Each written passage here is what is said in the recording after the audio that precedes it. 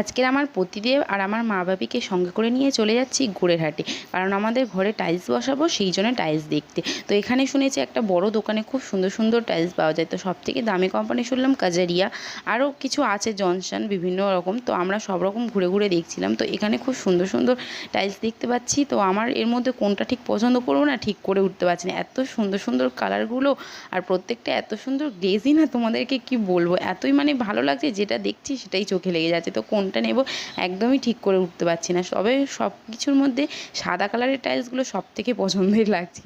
তো যাই হোক, ওরা ওপারে দেখছে কোনগুলো পছন্দ করছে, আর আমি এই দোকানটা ঘুরে ঘুরে দেখছি কোথায় কি আছে না আছে। তো এদিকে দেখলাম খুব সুন্দর সুন্দর ডিজাইনিং বেসিন, তার সঙ্গে কোমোড, আরও বিভিন্ন রকমের জিনিস রয়েছে। আমার এই বেসিনগুলো খুব পছন্দ হয়েছে, একটা লাগানোর ইচ্ছা আছে বাড়িতে।